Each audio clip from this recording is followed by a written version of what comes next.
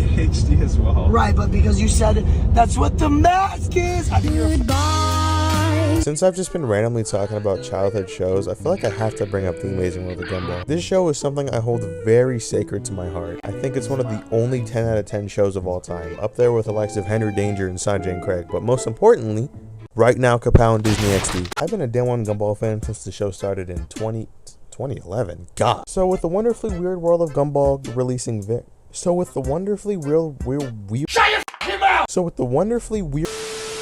Now for starters, I want to talk about the ending of season 6. Oh no, it started.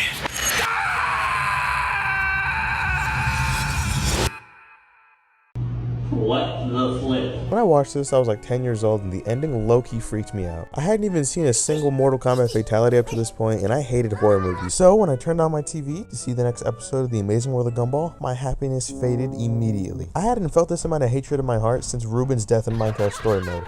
Apparently they made ads that said that this was the last episode, so like there were a few teasers for it, but I was like 10 years old. I couldn't even read. So when I sat my butt on my bed and waited for the commercials to end, the Inquisition played. The story goes as a new head administrator appears at Elmore Junior High to make sure everyone is in tip-top shape. I've had enough of your cartoonish content. Shut up and take my order. He does this by ruining their cartoony nature and turning them into realistic characters and less like... The RV runs on weird. After everyone snaps out of it, they turn on the guy and realize he's wearing a weird mask. Just like a Scooby-Doo episode, Rob, or aka Dr. Record, is revealed to be behind this whole weird transformation. Rob attempts to reason with the school about why he's doing this and what's been going on, but they respond with... I think that's quite enough. Thank you. In reality, Rob was truly trying to warn them about the other side. That's when Rob is sucked into the other world, with this being the last thing that is uttered from the Gumball universe.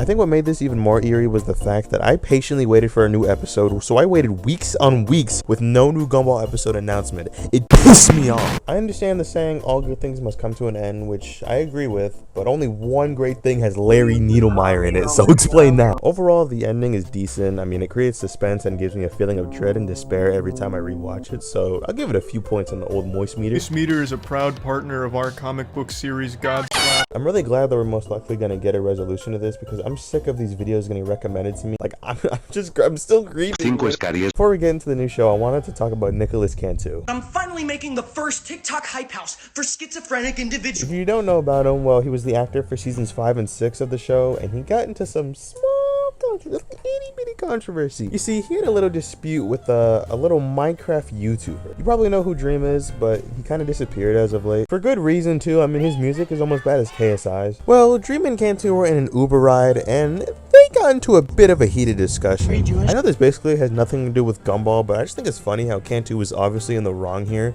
But since it's Dream, they just agreed with him and took his side anyways. Now, enough stalling. My thoughts on the new show. Let me put this in terms you may understand.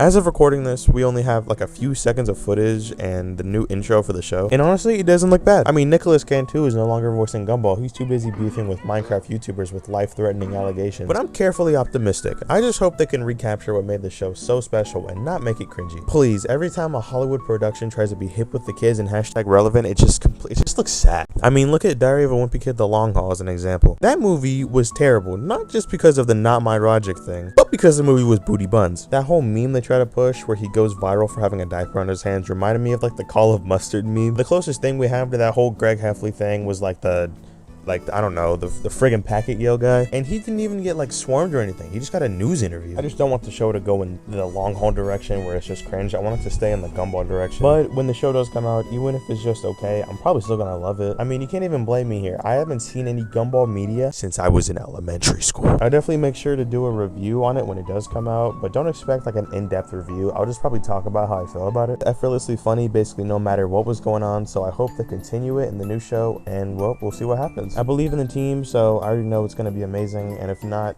because ADHD, autism, neurodivergent. Hey guys, Editor Loki here. I am going to do my live reaction to the Gumball trailer. Some said I vanished. Haha, that was very funny. All new series and all new adventures where anything is possible. Is that a burger? LOL, that very funny. Let's freaking go, this looks so tough I can't wait. Subscribe, subscribe, subscribe, subscribe. Don't forget to subscribe. But I don't really have like an outro for this or anything. I usually just put like Tundra here or something, but if only Gumball had good songs I could use. If only.